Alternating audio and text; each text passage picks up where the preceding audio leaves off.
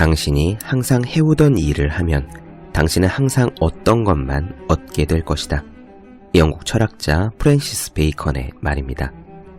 여러분의 공부가 항상 제자리 걸음이라면 문제가 있습니다. 여러분은 열심히 한다고 생각하는데도 그렇다면 문제는 더 심각하지요. 화분 아래로 물이 줄줄 새듯이 암기하는 족족 잊어버리고 있는 중인지도 모릅니다. 공부하는 내내 스마트폰을 만지작거린 사람이 많습니다. 간단한 사칙 연산 실수로 항상 한두 문제씩 까먹는 학생도 흔해요. 저는 이래야 공부가 잘 됩니다 라면서 무슨 노하우처럼 아이돌 가수의 노래를 이어폰으로 들으면서 공부하는 친구도 있습니다. 이 세상에 변하지 않는 원칙이 한 가지 있다면 바로 모든 결과에는 원인이 있다라는 것입니다. 여러분이 항상 제자리인 이유는 항상 하던 대로 하기 때문입니다. 같은 태도로 공부한다면 늘 어떤 것만 얻게 될 것입니다.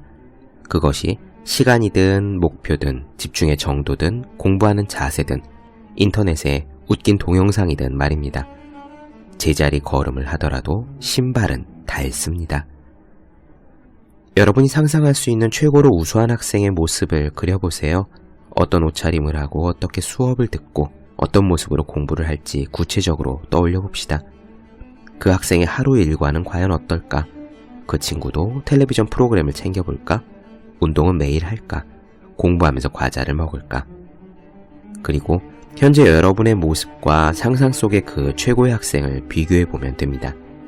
여러분이 원하는 결과를 얻기 위해서는 무엇을 바꿔야 할지 답은 이미 여러분 안에 있습니다.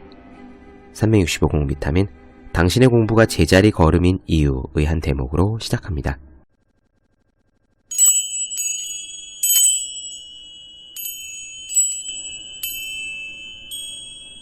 네, 안녕하세요. 본격 공부자극 팟캐스트 서울대는 어떻게 공부하는가 한지호입니다. 우리는 지금 코이케 류노스케 스님의 행복하게 일하는 연습을 보고 있습니다. 오늘은요, 일이 많아서 집중력이 떨어졌다, 그래서 일하는데 효율성도 떨어진다 라고 고민을 하는 그런 분의 사례를 나눠드리겠습니다. 사실 이런 케이스는 굉장히 많죠. 일이 너무 많아서 지쳐서 그런 경우도 있고요. 또 그렇지 않은 경우에도 그냥 8시간 근무하고 퇴근 시간은 그래도 칼퇴를 하는 경우에도 일에 집중이 안 되고 효율이 떨어진다라고 고민을 말씀하시는 분들은 많이 있습니다. 지금 하고 있는 일에 의미가 별로 없다라고 생각해서일 수도 있고요. 그 일에 비전이 보이지 않아서일 수도 있고 이유는 다양합니다. 어쨌거나 오늘 질문에 대해서 코이케 류노스케 스님이 드리는 답은요, 이렇게 생각하시면 될 것 같아요. 어떤 경우든 간에 일에 있어서 충실감을 높일 수 있는 방법, 집중도를 높일 수 있는 방법에 대한 거다라고 말입니다. 이런 질문에 대한 답은 예전에 몰입편에서 한번 말씀드린 적이 있었어요. 일은 의외로 몰입하기에 좋은 구조로 되어 있다. 그러니까 몰입에 들어가는 조건을 잘 활용하면은 일에서도 몰입에 쉽게 들어갈 수 있다라고 말이죠. 기억나시는가요? 몰입의 조건이란 대략 이런 것들이었습니다. 자신의 실력과 일의 난이도와의 조화가 있어야 된다. 목표가 확실해야 된다. 피드백이 빠르게 주어져야 된다. 그런 것들이었죠. 그래서 일의 난이도를 의식적으로 높이거나 예를 들면 일에 대한 시간 제한을 스스로 두어서요. 그래서 난이도를 높일 수도 있고 아니면은 일하는 데 있어서 의식적으로 자기가 목표를 설정하는 방법도 있겠습니다. 지금 내가 사용하고 있는 이 프로그램에 대해서 정말 빠삭하게 통달하겠다. 내가 지금 관리하고 있는 이 업무에서 정말 어느 회사로 옮기든 간에 인정받을 수 있도록 완전히 마스터하겠다라든가 아니면은 고객으로부터 정말 감동을 받았다라는 피드백이 올 정도로 나는 최대한 친절하게 해보겠다라든가 이런 식의 내부적인 목표들은 누가 세워주는 것도 아니고 자기가 혼자 설정하는 겁니다. 이를테면 제 옆에 있는 동료 중 한 분은요, 교재를 만드는 일을 하는데 자기가 낸 문제를 발문이라고 하거든요. 그 문제를 계속 뜯어고쳐요. 이렇게 뜯어고치고 저렇게 뜯어고치고 그래서 나중에는 사실 문제를 고쳐야 될 때가 아니라 오탈자 교정을 봐야 될 시기에 이르렀는데도 이분은 계속 문제가 마음에 안 든다면서 새로운 제시문을 찾아다가 끼워 넣고 문제를 뜯어 고치고 합니다. 물론 그렇게 일 처리를 하려면 교정, 교열을 봐야 될 시간이 줄어드니까 스스로 업무 스트레스가 심해질 수 있죠.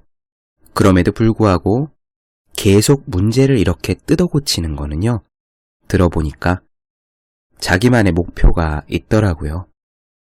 어차피 회사에서 하는 일은 똑같고 회사에서 주어지는 급여도 크게 바뀌는 것은 아니고, 그러면 지금 내가 이 일을 하고 있는데 이 일을 하는 시간에서 얻을 수 있는 것은 나의 실력을 쌓을 수 있는 기회밖에 없다 라고 스스로 판단을 해서요, 문제를 내는 것, 발문하는 것 자체를 자기의 실력을 갈고 닦는 훈련이라고 스스로 마음먹은 거예요.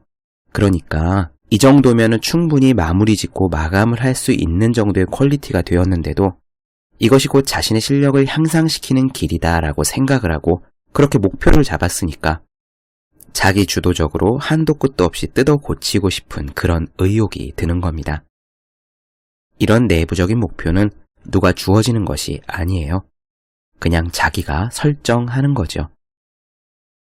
여기 코이케 류노스케 스님도 비슷한 이야기를 하십니다. 기본적으로는 지금 하고 있는 일에 몰입을 하라는 이야기인데요. 다만 조금 차이가 있는 것은 이 스님은 순간순간에 집중하는 연습을 통해서 몰입에 들어가라 라고 하십니다. 우리가 명상이나 마음 챙김이나 이런 것들을 하다 보면 숨 쉬는 것에 집중하는 훈련을 하거든요. 그러니까 눈앞에 주어지는 일에 집중하지 못할 이유가 하나도 없죠. 의미가 있다 없다, 이 일이 비전이 있다 없다 따위는 전혀 중요하지 않습니다. 들숨과 날숨에도 완벽히 집중할 수 있는 사람은 눈앞에 엑셀과 워드 프로그램에도 집중하지 못할 이유가 없으니까 말입니다. 말씀이 길어졌네요. 바로 시작하겠습니다.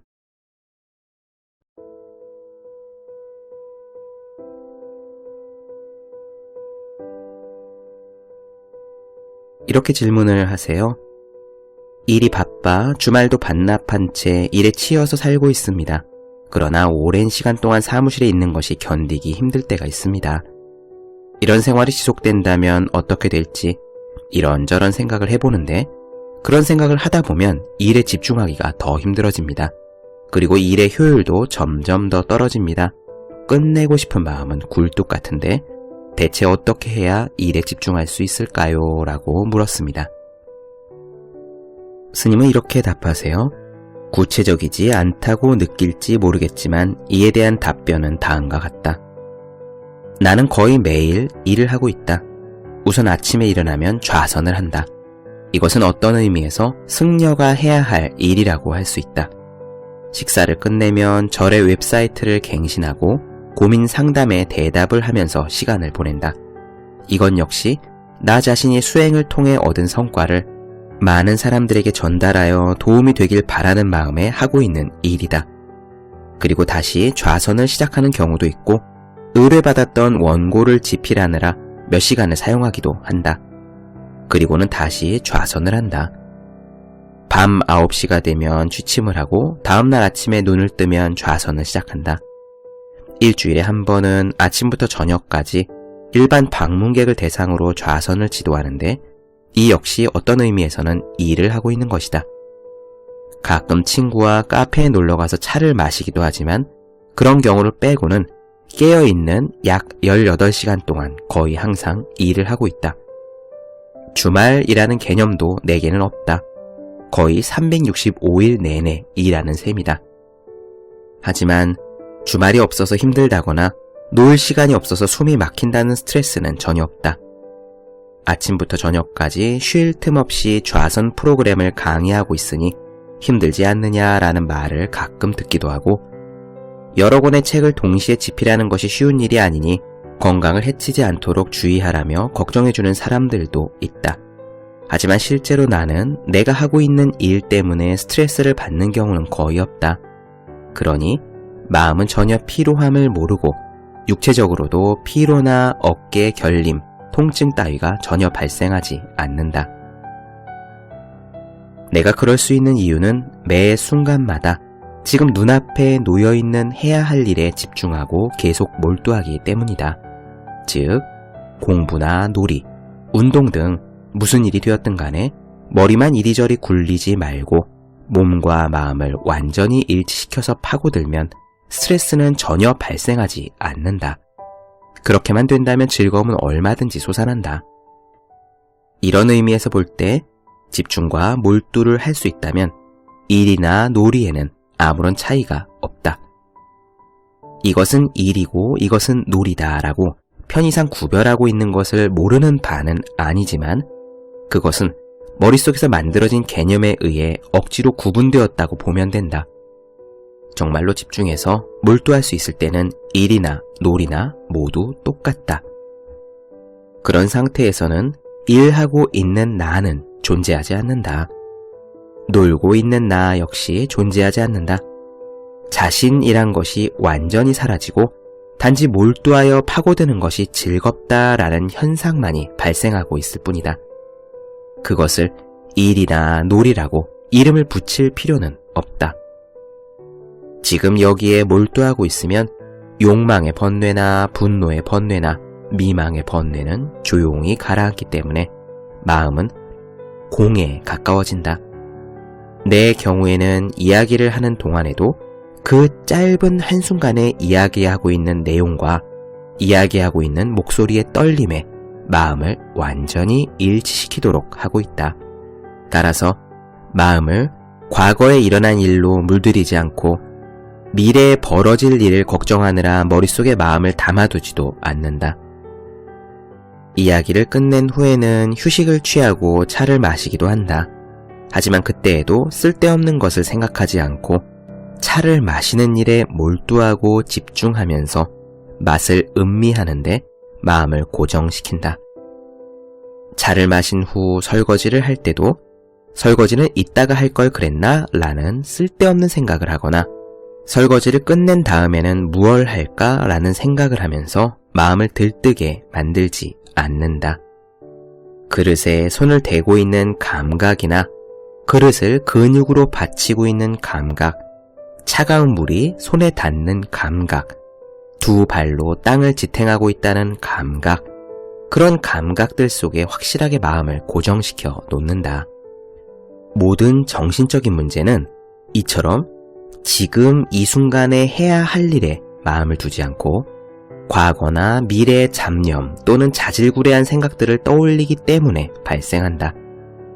보통 근무 시간을 9시부터 6시까지라고 했을 때 극단적인 예로 오전 9시에 일을 시작해서 오후 6시를 훨씬 지나고 다시 새벽 3시도 지나 가까스로 다음날 아침 5시가 되어야 일에서 해방된다고 생각해보자. 하루에 20시간 근무를 하는 것이다.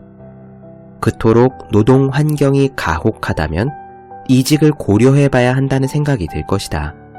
하지만 이보다 더 많은 시간을 일하고 싶은 의욕이 생겨도 마음 한편에서 세상에 하루 8시간 근무라고 해놓고선 20시간이나 노동을 해야 하다니 현기증이 날 것 같네 라는 생각이 들어 노동 의욕이 실제보다 훨씬 더 감퇴할 수도 있는 것이다. 이와 같은 예야말로 앞서 말한 자질구레한 생각들의 전형이다. 자신이 몇 시간 노동을 했다던가 앞으로 몇 시간이 남았다고 생각하는 것은 무익한 뇌 속의 망상에 지나지 않는다. 그런 뇌 속 망상에 빠진 상태에 있는 것은 마음이 지금 해야 할 일, 즉 이 순간에 해야 할 눈앞의 일을 향해 있지 않다는 말과 같다. 이처럼 마음이 뇌 속의 자질구레한 생각으로 도망쳐 버리는 것은 미망의 업이 가진 에너지 때문이다. 지금 이 순간에 발생하고 있는 감각에 고정시킬 수 없고 뇌 속 생각거리들에 마음을 헤매게 만드는 에너지가 발생하고 있다. 그런 미망의 번뇌에 져서는 안 된다. 미망의 번뇌와 싸우기 위한 수단은 시간을 가능한 한 세분화하는 것이다. 한 시간은 지나칠 정도로 큼직하게 구분해 놓은 시간이다. 15분도 너무나 긴 시간이고 5분조차도 길다. 딴 생각으로 도망치지 말고 우선 지금 해야 할 일을 정해두고 일을 시작하기 바란다. 시작하기만 한다면 매 순간마다 자신의 온몸에 여러 가지 감각이 생동하게 될 것이다. 그런 현실적인 감각과 마음을 굳게 연결시켜 두길 바란다. 피부에 닿는 감각이나 주위 사람들의 목소리가 청각에 닿는 감각, 아니면 시각으로 들어오는 영상의 감각이 그 예들이다. 의식적으로 마음을 통제한다는 의지를 갖고 머릿속에서 시간이 얼마나 지났나 하는 생각이 들 것 같은 순간 머리에서 그런 마음을 쫓아내고 영상의 감각에 마음을 굳게 놓아본다. 그리고 명확하게 본다는 것, 그것에 확실하게 의식을 쏟아붓길 바란다. 아니면 컴퓨터 자판을 두드리는 손의 감각, 그 행위에 동반하여 발생하는 타다다닥 소리가 청각에 도달하는 감각, 그런 감각들을 철저하게 맛보기 위해서 현실에서 발생하고 있는 그때그때의 감각에 마음을 굳게 메어두길 바란다. 마치 배가 바다를 건너서 항구에 들어왔을 때 미래나 과거라는 망망대해로 표류하지 않도록 안정감 있는 닻을 내리듯이 마음을 지금 눈앞에 존재하고 있는 현실 감각에 묶어두도록 하는 것이다. 처음에는 잘 되지 않을 수도 있다. 그렇더라도 포기하지 말고 반복해서 노력하면 어느 순간 자신이 해야 할 일에 의식이 고정된다. 지금, 여기, 바로 이 순간이라는 것이 눈앞에 휙휙휙 펼쳐지고 전개될 것이다. 나의 경험상 그런 상태만 유지할 수 있다면 하루 4시간의 수면만 취하고 나머지 20시간 노동을 하더라도 매일매일 상당히 활기차게 생활할 수 있다. 그렇게 충실한 상태가 되면 육체적, 정신적 피로를 모른다. 바꿔 말하면 당신이 원했던 주말이 찾아온다고 해도 만약 무언가에 몰두하지 않고 빈둥거리거나 술을 마셔서 현실을 회피하려 하거나 무의미하게 바깥을 배회하면서 오락거리에 빠져 있다면 스트레스가 회복되기는커녕 또 다른 측면에서 피곤하게 될 것이다. 피로로 인해서 하루가 길게 느껴지는 날이면 하루를 1분 단위로 조각조각 해부해 보길 바란다. 그리고 그 1분을 1초로 다시 조각조각 해부해 본다. 그 1초를 다시 한순간으로 해부한다. 그리고 한순간을 토대로 얻게 될 충실감 속에서 일과 놀이의 경계선을 파괴하는 것을 목표로 삼아보면 어떨까? 돌파하기까지 상당히 어려움이 뒤따르겠지만 일과 놀이의 경계선을 흐릿하게 만드는 일이 가능해지리라고 확신한다. 네, 어떻게 들으셨습니까? 저는 여기서 코이케 류노스케 스님이 이야기한 것처럼 매 순간에 집중하는 연습을 많이 해보진 못했고 그런 것을 통달했다고는 말씀드릴 수 없습니다. 하지만 이 부분에는 저도 확실히 동감해요. 최선을 다해 집중해서 노력하면 일과 놀이의 경계가 없다는 말에는 저도 동의합니다. 그리고 여기 스님이 표현한 것처럼 깨어있는 동안 거의 항상 일을 하고 있고 주말이라는 개념도 존재하지 않고 거의 365일 내내 일하고 있지만 주말이 없어서 힘들다거나 놀 시간이 없어서 숨이 막힌다는 스트레스는 전혀 없다 라고 하셨는데요. 저도 그 말에 동의합니다. 예전에는 저도 주말이라든지 이렇게 놀아야 할 시간이 따로 뭉텅이로 되어 있어야 스트레스가 풀린다라고 생각했는데 지금은 조금 생각이 달라졌어요. 사실 깨어있는 시간은 밥 먹는 시간, 운동하는 시간, 그 다음에 특별히 친구를 만나거나 누군가와 대화를 해야 될 시간을 제외하고요. 그냥 계속 꾸준히 무언가를 하고 있는 셈입니다. 글을 쓰거나 팟캐스트를 하거나 아니면 영화를 보거나 책을 볼지라도요. 그냥 계속 무언가를 하고 있어요. 구태여 이거는 일이다. 일을 끝내고 나서 놀아야지. 라는 그런 구분이 딱히 없는 상태가 되었습니다. 고이케 류노스케 스님이 이야기한 것 같은 순간에 집중하는 연습은 저도 좀 더 해봐야겠네요. 더 업그레이드가 될 수 있겠다는 생각이 들었습니다. 네, 잠시 쉬었다가요. 다음 편에서 매사에 자신이 없어서 걱정이다 라고 말씀하시는 분 이야기 이어가도록 하겠습니다.